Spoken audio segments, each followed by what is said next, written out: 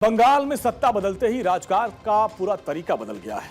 UP और MP के तर्ज पर अब पश्चिम बंगाल में बुलडोजर नीति फुल स्पीड में दौड़ रही है। शनिवार आधी रात को जब पूरी कोलकाता और हावड़ा सो रही थी, तब हावड़ा स्टेशन के पास प्रशासन का पीला पंजा यानी बुलडोजर एक्शन से हड़कंप मच गया। Howrah station, bus stand, Ganga घाट के आसपास जो फुटपाथ और सार्वजनिक रास्तों पर वर्षों से अवैध कब्जे थे, उन्हें चंद मिनटों में जमींदोज करके मलबे में तब्दील कर दिया गया।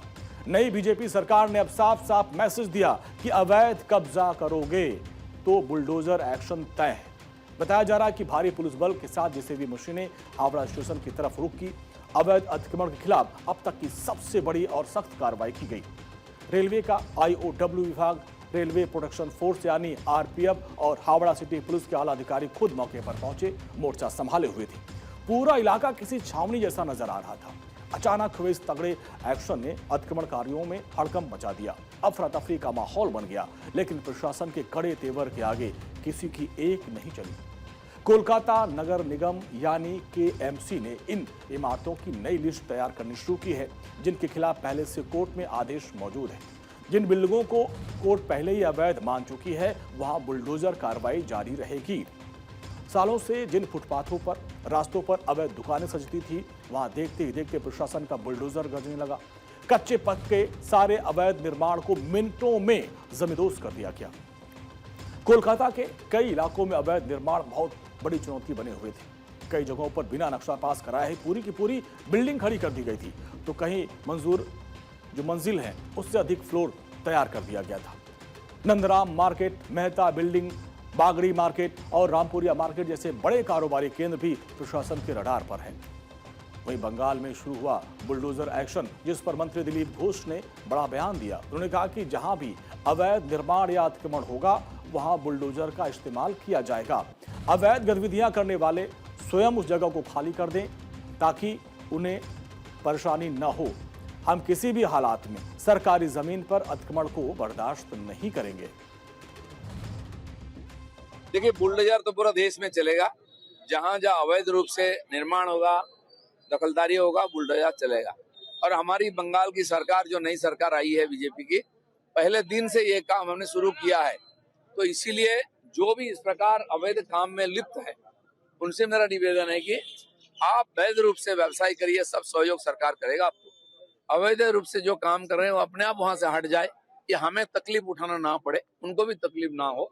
इसलिए नमूना हमने रखा है किस ढंग से काम होगा, उसी आधार पर सब जगह काम होगा। सरकारी जगह पर अतिक्रमण कतई हम उसका बर्दाश्त नहीं करेंगे।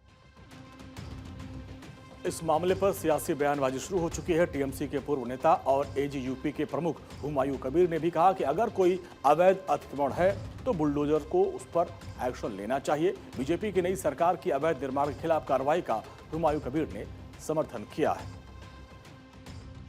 तो तोड़ना ही था। कोई लीगलिटी रहेगी तो कोई कोर्ट में जाने दीजिए, कोर्ट में जाएगी तो स्टे ऑर्डर हो जाएगी।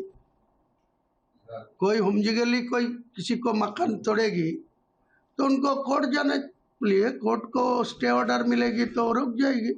कोई इलीगल कंस्ट्रक्शन करके रखेगी तो तोड़ना ही पड़ेगा, तोड़ते हैं।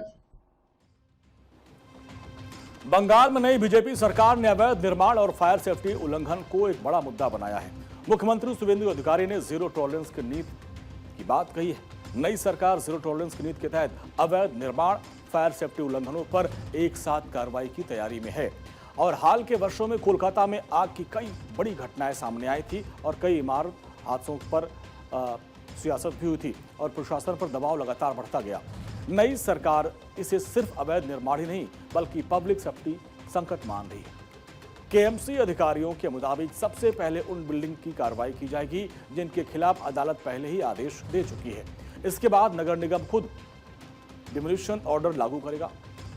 हाईकोर्ट ने शुक्रवार को तिलजला की 2 इमारतों के ध्वस्तीकरण पर अस्थायी रोक लगाई और कहा था कि पूरी कानूनी प्रक्रिया का पालन करना जरूरी है। हालांकि कोर्ट ने भी साफ किया कि जो हिस्से खतरनाक हो चुके हैं उसे हटाया जा सकता है।